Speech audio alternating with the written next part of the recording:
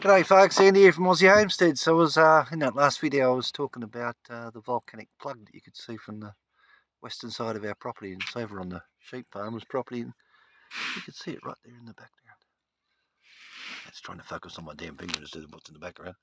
There's a volcanic plug right behind those poles. This is the clearing for the power down to the people who own the sheep property across the road from us. And they call their property Spire View, and it's, for obvious bloody reasons, it's a volcanic spire, or what's left of the volcano after it spewed its guts up about 25 to 40 million years ago and covered this area. And you see these rocks down here, they're igneous rocks. So this was all molten lava at one time, and we're sitting in the Warrum Bungles. That's Warrumbungles, Warrum Bungles Range, and it's a massive cauldron, or the round part of the volcano. That would have been the central point. So that's where the lava would have spewed out, and then of course it's solidified, the rest of it's eroded around it. And they call their property Spire View. It is quite inspiring, I can tell you. Our property's just over here. So that's east over that direction, and that's the west where the sun sets. That just explains to you why it's called Spire View. We call ours Lone Pine, as I said, because there's one little lonely dead pine tree at the end of the driveway.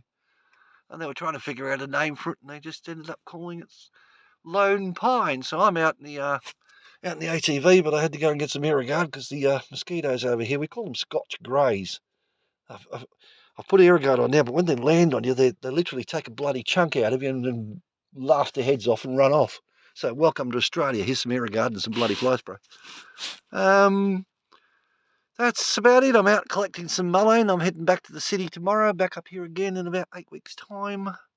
And I'm going to dry some mullein, sell that, and pay for the next trip, basically. And every time I come up, I just dry it out, sell it, and people use it in mullein tea. And it's very much a lung plant, very good for anything to do with lungs. You can smoke it to help alleviate, like if you're a really bad smoker and you want to try and clear your lungs. It's an amazing product, but generally you drink it as a tea. But you can look up your own health benefits of mullein, or mullein as it's known as.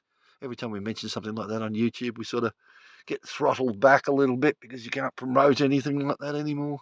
Can't mention, the zombie apocalypse or the life-changing event, as we used to call it, the SHTF. The brown stodgy stuff hits the rotating cooling device. We now call it the life-changing event. So, in case of a life-changing event, we're pretty self-sufficient. That's a little creek that runs down through the block. We're on the western side where the main road, the dirt road goes up to the main highway up that way. And there's a lot of pig activity in there. I saw a big boar the other day. I hit it with 8 bullets, only a 22, and 5 of them just deflected off it. It just literally didn't even bat an eyelid. It was massive pig. I think it was probably about 300-400 pounds. A boar or pig or whatever you want to call them, wild pig. We've got lots and lots of animals. We're rotten with wallabies, rotten with kangaroos, wombats, echidnas, massive snakes. We've got massive brown snakes. We shot one about 3 years ago with a shotgun. It was 8'6" long.